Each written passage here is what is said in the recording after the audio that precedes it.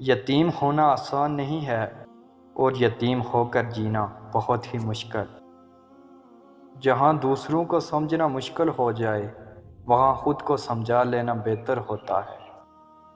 4 چیزوں کو 4 چیزوں سے دھویا کرو، زبان کو ذکر سے، آنکھوں کو آنسو سے، گناہوں کو استغفار سے اور دل کو خوف خدا سے۔ یہ دنیا مکافات عمل ہے۔ آج تم کسی کی راہ میں پتھر رکھو گے، آنے والا وقت تمہاری راہ میں پہاڑ بن جائے گا۔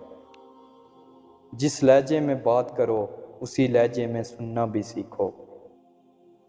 اکیلے بیٹھ کر خود سے سوال کریں، آپ کے مرنے کے بعد کتنے لوگوں کی زندگیوں پر فرق پڑے گا؟ جن لوگوں کو فرق پڑے گا ان کا خیال رکھیں، باقیوں کی پرواہ چھوڑ دیں۔ دولت، رتبہ اور اختیار ملنے سے انسان بدلتا نہیں بلکہ اس کا اصلی چہرہ سامنے آ جاتا ہے۔ محبت کو الفاظ میں نہیں لہجوں میں تلاش کریں، لفظ تو منافق کے بھی میٹھے ہوتے ہیں۔ غلط کو غلط نہ سمجھ پانا جہالت کی نشانی ہے اور غلط کو غلط نہ کہنا غلامی کی نشانی ہے۔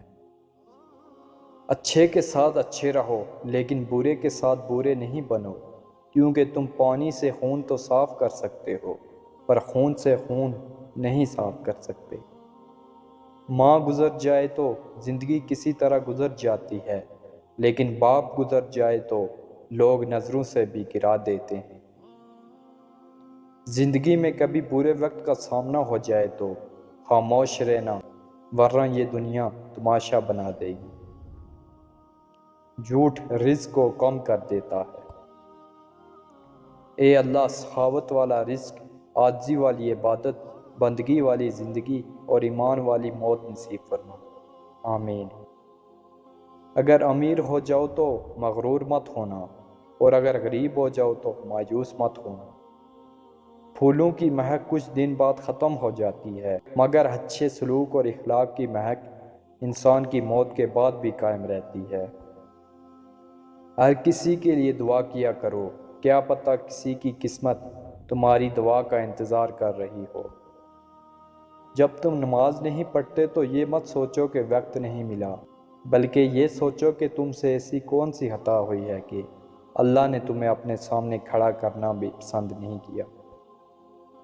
توبہ کا آنسو بھی کمال آنسو ہے، گرتا باہر ہے اور صفائی اندر کی کر دیتا ہے۔ قابل رشک ہیں وہ لوگ جو زندگی کی تلخیوں کی وجہ سے خود تلخ نہیں ہوتے، جو مسکراتے ہیں ہلکے پھلکے انداز میں بات کرتے اور سنتے ہیں۔ یقین جانیے ایسے لوگ اللہ کی اس زمین پر رحمت سے کم نہیں ہوتے۔